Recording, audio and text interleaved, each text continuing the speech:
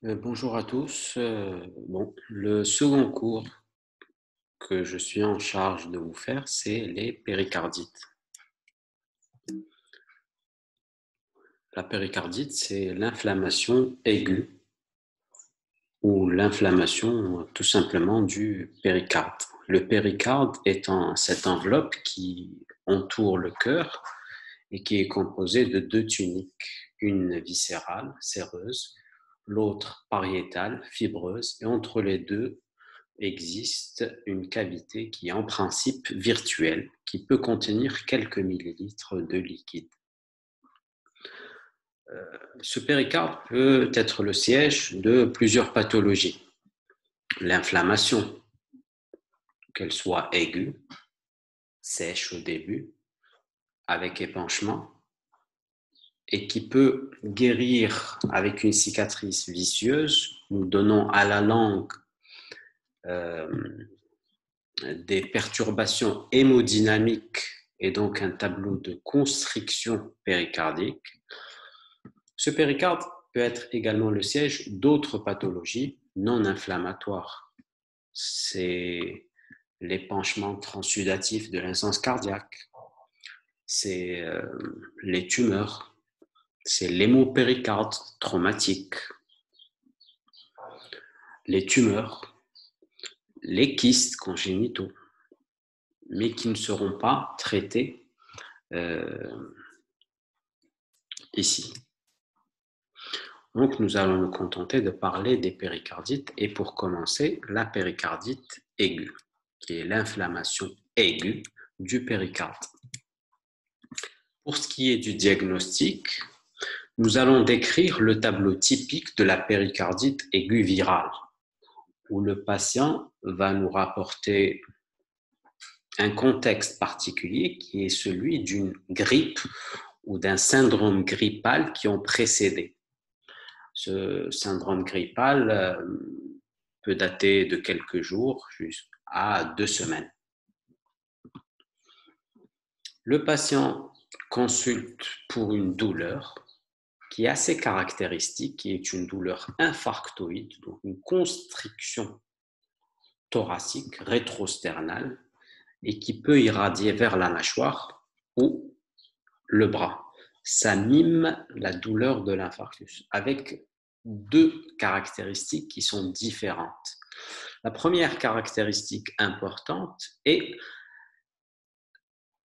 le soulagement en position penchée en avant. Donc le patient va être penché en avant, il vous dit que cette position va le soulager. Deuxièmement, cette douleur, elle est aggravée par la respiration. Vous allez remarquer que le patient va respirer doucement et il vous dit que lorsqu'il respire plus amplement, la douleur s'exacerbe. Ces caractéristiques vont nous faire penser à la péricardite aiguë. L'examen clinique va retrouver en phase sèche avant la constitution de l'épanchement un frottement à l'auscultation, surtout au niveau de la région parasternale. Avec la constitution de l'épanchement, nous allons ausculter plutôt un assourdissement des bruits de cœur, parce que ces bruits de cœur seront séparés du stéthoscope par une quantité de liquide. L'examen clinique également va essayer de rechercher les signes de gravité. Et les signes de gravité les plus importants sont les signes de prétamponnade, lorsque le patient présente une turgescence des jugulaires, et donc des signes d'adiastolie, avec une baisse de la pression artérielle, nous pouvons considérer ce patient comme à risque de développer une tamponnade. La tamponnade, c'est quoi? C'est l'état de choc par adiastolie. Donc, le patient est en état de choc avec un pouls filant, une tension artérielle imprenable, un patient qui est prostré avec marbrure, cyanose, froideur des extrémités, associé à une turgescence des jugulaires. Ça, c'est le tableau le plus grave des péricardites. Nous allons compléter l'examen par la radiographie thoracique de face. En face sèche, elle ne va rien montrer de particulier. Et dès que le liquide commence à se constituer, nous allons avoir tout d'abord l'effacement des bords de la silhouette cardiaque. Et puis à un stade avancé, nous allons avoir une cardiomégalie avec l'aspect en carafe, comme ici, qui est un aspect assez caricatural. L'électrocardiogramme va me montrer un signe important qui est le trouble de la repolarisation. Vous allez me dire comment ça se fait que l'épanchement du péricarde, alors que le péricarde n'est pas le siège d'une activité électrique, comment son inflammation va me donner des troubles de la repolarisation? Tout simplement, c'est une proximité avec le myocarde, c'est une proximité superficielle avec le myocarde qui va me donner ces troubles de la repolarisation. Ces troubles de la repolarisation ont été décrits par Holzmann en 4 stades. Le premier stade, c'est le sous-décalage PQ avec un sus-décalage concave vers le haut du segment ST. Ces signes vont être étendus, non concordants, donc ne représentent pas ou ne se contentent pas d'un territoire précis, mais seront étendus à l'ensemble ou la majorité des dérivations électrocardiographiques. Un second stade, c'est l'affaissement du sus-décalage avec l'aplatissement de l'onde T. Troisième phase, c'est la négativation des ondes T. Et la quatrième phase de Holzmann, ou stade de Holzmann, c'est le retour à la normale. Et donc, ici, le signe le plus important, c'est surtout le sous-décalage PQ et le sus-décalage concave vers le haut du segment ST, non concordant et diffus. Ça, c'est les signes de l'inflammation. Et puis, vous avez des signes électrocardiographiques de l'épanchement. Imaginez, entre les électrodes et le cœur et l'activité électrique, donc, il va y avoir du liquide. Comment va se manifester ce liquide? Premièrement, en donnant un microvoltage. Les QRS seront moins amples. Et puis, comme le cœur va baigner dans du liquide, il sera plus libre et en se contractant, il ne gardera pas toujours le même axe. Il va changer d'axe d'une contraction à l'autre. Ce qui va me donner un signe particulier à l'électrocardiogramme, c'est l'alternance électrique. Sur la même dérivation, vous allez avoir un QRS haut, un QRS bas, un QRS haut, un QRS bas, ou bien un QRS positif, un QRS négatif, un QRS positif, un QRS négatif. C'est ce mouvement du cœur ou le changement d'axe du cœur va se manifester à l'échographie, nous allons voir tout à l'heure, par un aspect assez particulier qui est le swinging heart. On aura l'impression que le cœur est en train de danser à l'échocardiographie. Voici un sus-décalage diffus concave vers le haut typique avec un sous-décalage du segment PQ. Rappelez-vous bien de cette image, c'est un aspect typique des péricardites. Voilà un aspect moins typique, mais ce qui retient l'attention, c'est surtout ce sous-décalage de PQ.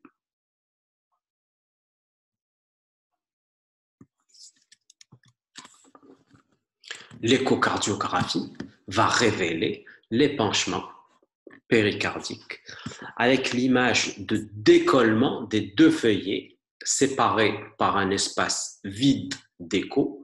Selon le diamètre, ce décollement, nous pouvons parler d'un épanchement de petite abondance lorsque ce décollement est inférieur à 10 mm, moyenne abondance entre 10 et 20 mm et grande abondance lorsque ce décollement péricardique dépasse les 10 millimètres.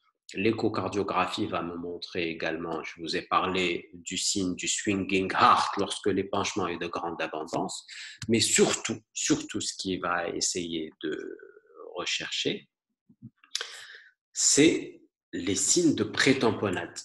Nous avons des signes Doppler et des signes en bidimensionnel. Et c'est surtout l'écrasement du mur postérieur de l'oreillette droite qui va nous inquiéter, qui va nous dire que le patient ce patient risque de faire une tamponnade. Lorsque nous faisons l'échographie en pleine tamponnade, on verra quoi? On verra l'écrasement des cavités droites. Voici l'image de décollement des deux feuillets du péricarde que nous pouvons mesurer, de préférence sur une coupe TM. Pas sur cette coupe bidimensionnelle, mais sur une coupe TM passant par le ventricule. Le diagnostic positif, la Société européenne de cardiologie nous donne 4 signes importants et nous dit que pour faire le diagnostic, il nous faut au moins 2 de ces 4 signes. Ces 4 signes sont la douleur thoracique péricardique, celle qui a été décrite, le frottement péricardique à l'auscultation, le sus-décalage ST ou un sous-décalage PQ, et puis l'épanchement péricardique à l'échocardiographie. Si nous avons 2 de ces 4 signes, nous avons notre diagnostic positif de péricardite aiguë. D'autres signes peuvent nous aider pour ce diagnostic et c'est surtout les signes de l'inflammation biologique, particulièrement la CRP qui sera positif. Après avoir fait le diagnostic positif, il nous faut connaître la sévérité. Pourquoi? Parce que grâce à cette évaluation, nous pouvons traiter certains patients à titre ambulatoire. Ce sont les patients qui n'ont aucun critère de gravité. Et puis, nous allons hospitaliser les autres, ceux qui ont au moins un des critères de gravité suivants. Comme critères de gravité, nous avons les facteurs majeurs. Pourquoi on dit majeurs? Parce que tout simplement, ils ont été validés grâce à des études. Les critères ou les facteurs mineurs n'ont pas été validés par des études, mais plutôt proposés par des experts ou par avis d'experts.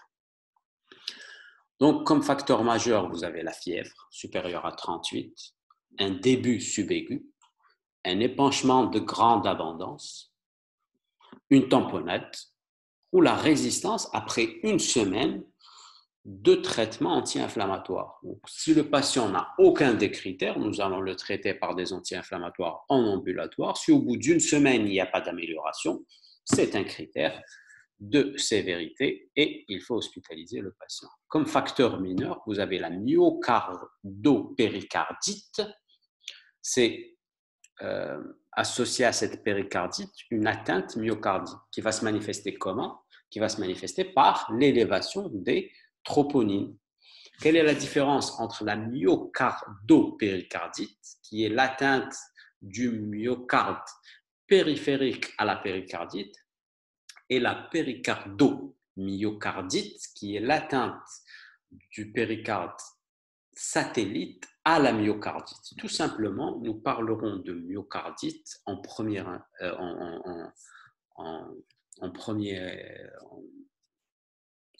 lieu, lorsque, associé à l'élévation des troponines, nous allons avoir une atteinte de la cinétique du ventricule gauche. S'il n'y a pas d'atteinte de la cinétique et juste une augmentation des troponines avec un tableau de péricardite, c'est la myocardite qui est satellite à la péricardite. De toute façon, si vous avez une élévation des troponines, même minime, c'est un critère qui doit nous faire hospitaliser le patient. L'autre critère, c'est l'immunodépression. Un patient qui est immunodéprimé, nous allons l'hospitaliser pour l'explorer et le traiter. Un patient sous anticoagulant, il faut l'hospitaliser. Une péricardite suite à un traumatisme ou notion de traumatisme à hospitaliser. Donc voilà, Le patient arrive, nous avons fait le diagnostic positif grâce aux 4 critères où il faut avoir au moins 2. Nous avons sélectionné les patients à hospitaliser. Ce sont ceux qui ont au moins un facteur de risque qui soit majeur ou mineur. Et si le patient n'a aucun de ces facteurs, nous pouvons le traiter en ambulatoire. Pour ce qui est de l'étiologie, en dehors d'un contexte évocateur ou d'une résistance au traitement anti-inflammatoire, le premier diagnostic à envisager est la péricardite aiguë virale. Les autres étiologies peuvent être également infectieuses, tuberculose, c'est dans un contexte de contage ou de maladie tuberculeuse, une autre atteinte tuberculose le plus souvent, bactérienne, c'est assez grave avec un tableau de choc infectieux le plus souvent, fongique ou parasitaire, surtout chez les patients hospitalisés, immunodéprimés, etc. Néoplasique, que ça soit primitif, les mésothéliums, ou bien des métastases, ou bien post-radiothérapie. Le traitement des cancers par radiothérapie peut provoquer une péricardite. Les étiologies métaboliques, urémiques, chez les patients surtout en insuffisance rénale, dialysés et pas assez dialysés, les dysthyroïdies également peuvent donner des péricardites. Les péricardites post-lésionnelles, qu'elles soient post-péricardotomie, donc post-chirurgie cardiaque, post-infarctus, ou bien post-traumatique, tout traumatisme, surtout les traumatismes par décélération, peuvent me donner par la suite une inflammation et un épanchement et donc une péricardite. Et certaines maladies de système. Les maladies de système sont souvent évoquées chez les patients qui présentent un tableau typique de péricardite aiguë virale, mais lorsqu'ils sont traités, ils ne répondent pas au traitement anti-inflammatoire ou ils répondent partiellement au traitement anti-inflammatoire et il va y avoir des récidives ou des récurrences après l'arrêt du traitement. Nous allons faire un bilan étiologique complet en recherchant ces étiologies, ces maladies de système auto-immune. Pour ce qui est du traitement, le principe est de considérer, nous avons dit, toute péricardite aiguë comme d'origine virale et le traitement en conséquence, sauf s'il y a des signes évidents d'autres étiologies ou une mauvaise réponse au traitement. Le traitement de base, c'est quoi? C'est 1 INS, 2 colchicine. C'est l'association INS plus colchicine. L'INS, ça peut être l'aspirine, 1 gramme chaque 8 heures, l'ibuprofène, 600 mg chaque 8 heures, pendant 1 à 2 semaines, ou de préférence jusqu'à la négativation de la CRP. Ensuite, dégression lente des doses sur plusieurs semaines. Associé à la colchicine,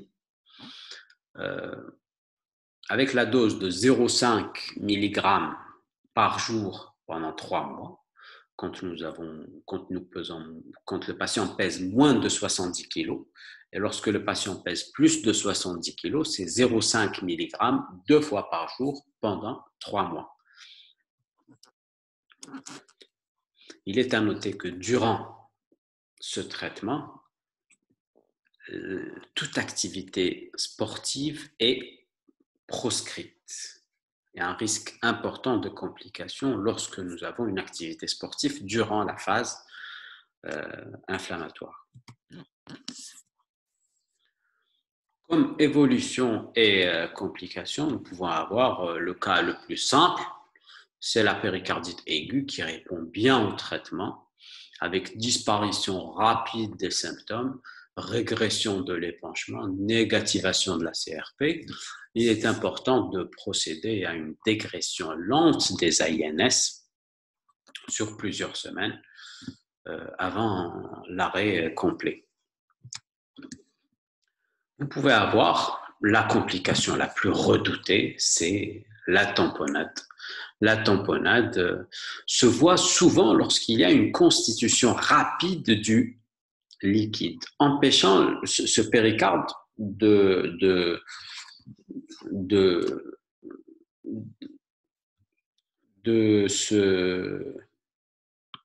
s'adapter ou d'avoir une compliance qui s'adapte. Lorsque la pression intrapéricardique devient supérieure à la pression des cavités, et surtout des cavités droites, il va y avoir écrasement des cavités droites, et donc nous allons avoir un état de choc par adiastolie. Le traitement, c'est bien sûr l'évacuation rapide de ce liquide par péricardiosynthèse, donc par une ponction péricardique. La prétamponnade, qu'est-ce que la prétamponnade? La prétamponnade, c'est la baisse de la pression artérielle, une turgescence des jugulaires et certains signes échographiques ou Doppler qui vont me dire que ce patient risque bientôt de faire une tamponnade. Chez ces patients, il est important de traiter, de surveiller et d'évacuer le liquide ou de programmer une évacuation rapide du liquide. Autre évolution, c'est la péricardite incessante. C'est la persistance de plus de 4 à 6 semaines des signes de la péricardite, mais moins de 3 mois. Une enquête étiologique sérieuse pour un éventuel traitement spécifique comme une corticothérapie ou les immunosuppresseurs pour les maladies de système, parce que là, nous allons, comme je vous ai dit, suspecter une maladie de système. Les péricardites récurrentes, c'est la réapparition des signes et symptômes après une période de plus de 4 à 6 semaines, donc sans signes ni symptômes. Ce qu'il faut, c'est réintroduire le traitement de première intention aux doses recommandées avec une dégression encore plus lente et rien que ça est le plus souvent suffisant. Nous voyons ça souvent chez les patients chez lesquels la dégression des anti-inflammatoires a été rapide ou l'arrêt a été rapidement programmé. Donc cette catégorie, heureusement, n'évolue jamais vers la constriction. C'est une observation. Les péricardites chroniques, lorsqu'elles évoluent, lorsque l'état inflammatoire évolue depuis plus de 3 mois. À distinguer cette péricardite chronique de ce qu'on appelle la constriction péricardique chronique, qu'on appelait jadis péricardite, ou qu'on appelle même maintenant à tort péricardite chronique constrictive, puisqu'en fait, au stade de constriction, le plus souvent, il n'y a plus d'inflammation. Et donc, ce n'est plus une péricardite, mais c'est plutôt un tableau de constriction péricardique chronique.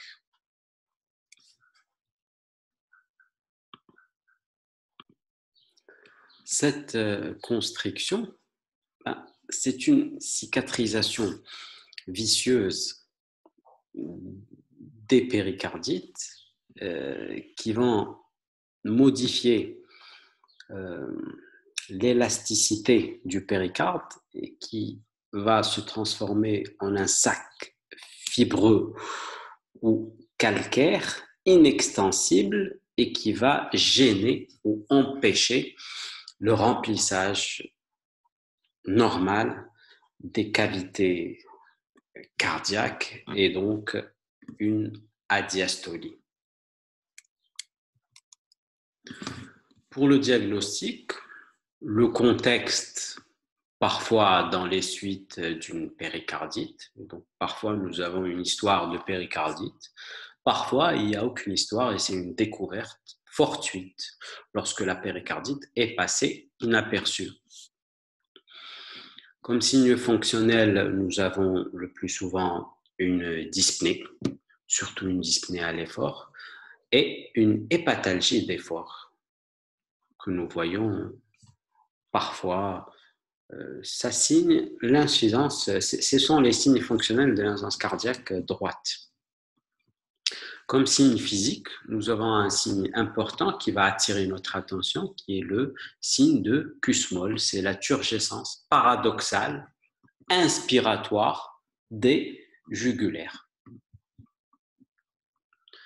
Et puis nous avons des signes, nous avons un signe auscultatoire qui est rare, mais qui est assez typique, c'est la vibrance péricardique et c'est le bruit que va faire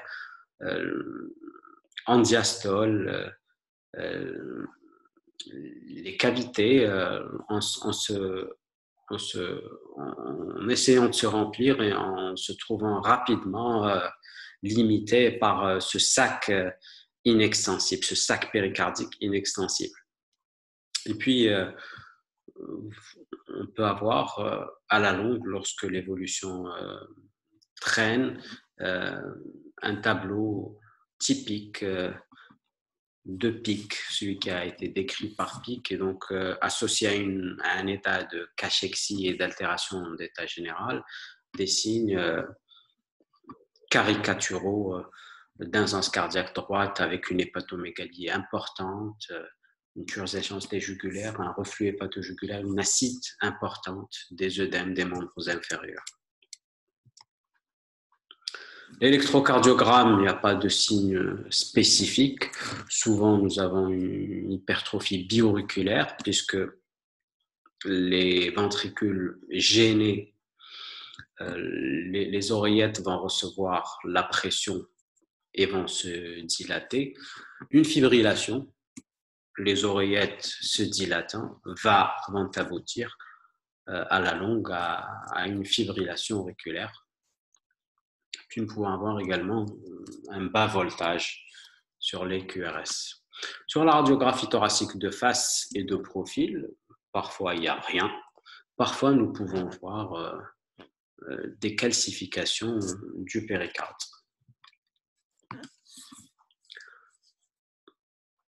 L'échocardiographie va me montrer plusieurs signes.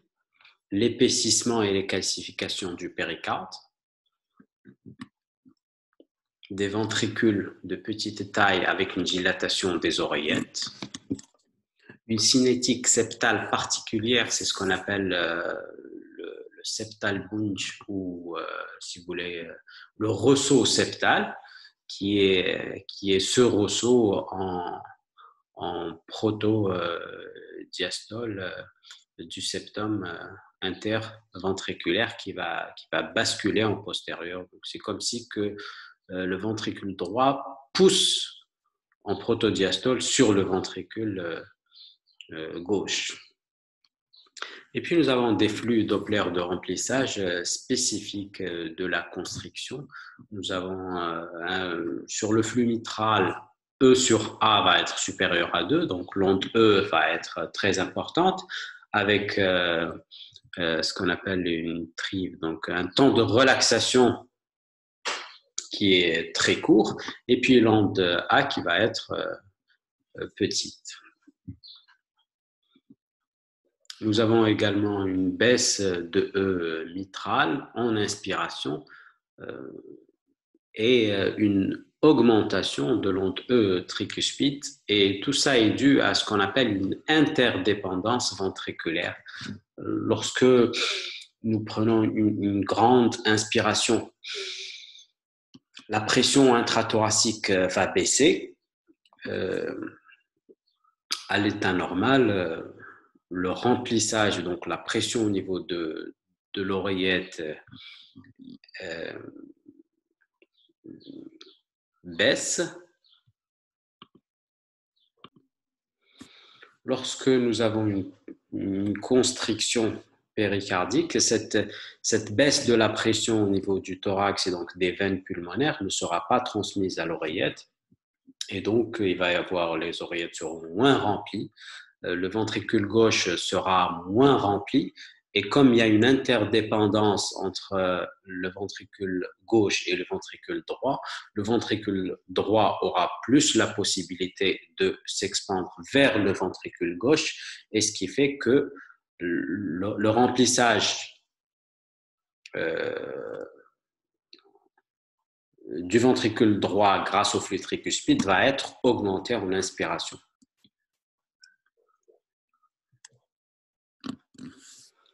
Pour ce qui est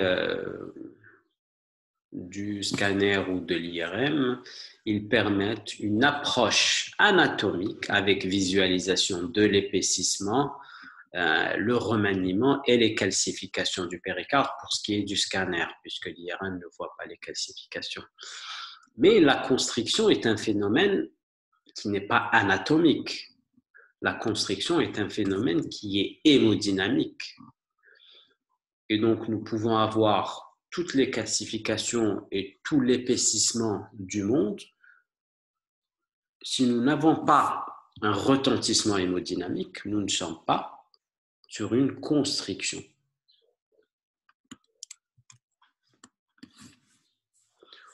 Et donc, parfois, nous sommes amenés, lorsque nous avons des doutes, à faire un cathétérisme droit ou un cathétérisme cardiaque en général, et qui va nous montrer l'égalisation des pressions gauche et droite, donc un cathétérisme pas seulement droit.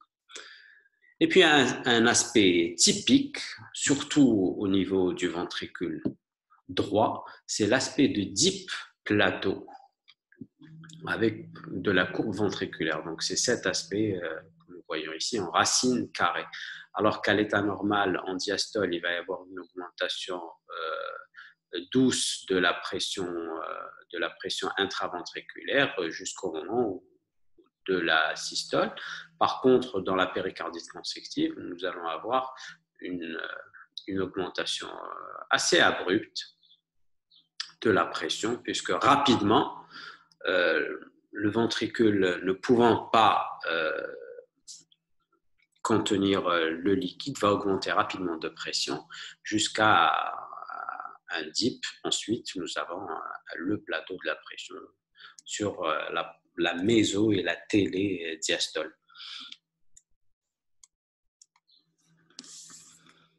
Comme principal diagnostic différentiel de la constriction péricardique, c'est les cardiomyopathies restrictives, et avec tous les signes que je vous ai donnés, que ce soit échographique, clinique d'abord, électrocardiographique, échographique, le scanner ou l'IRM, ainsi que le cathétérisme, nous pouvons faire la distinction. Pour ce qui est des étiologies, toutes les péricardites peuvent donner une constriction, mais certaines sont plus susceptibles de donner une constriction que d'autres. Les péricardites tuberculeuses, les autres péricardites bactériennes ou fongiques, les péricardites post-lésionnelles, péricardotomie, post-infarctus ou post-traumatique, et les péricardites néoplasiques ou post-radiques. Ce sont celles qui sont le plus susceptibles d'évoluer vers la constriction. Pour ce qui est du traitement, en cas d'étiologie tuberculeuse, une chimiothérapie antituberculeuse doit être entamée. C'est une règle. En cas de syndrome inflammatoire persistant, les INS peuvent faire régresser la constriction. Ça a été décrit. Au stade symptomatique, c'est la chirurgie. C'est la péricardectomie, c'est-à-dire nous allons enlever complètement le péricarde et qui consiste à retirer donc complètement le péricarde afin de soulager le cœur.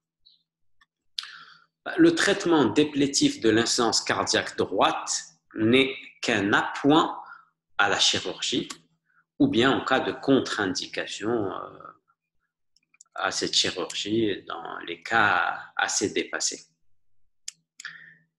Et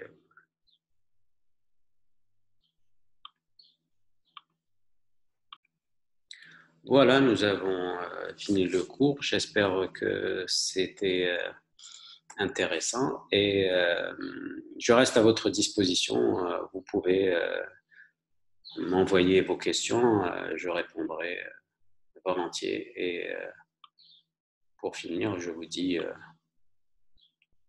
bon courage et à bientôt pour un autre cours ou un TD.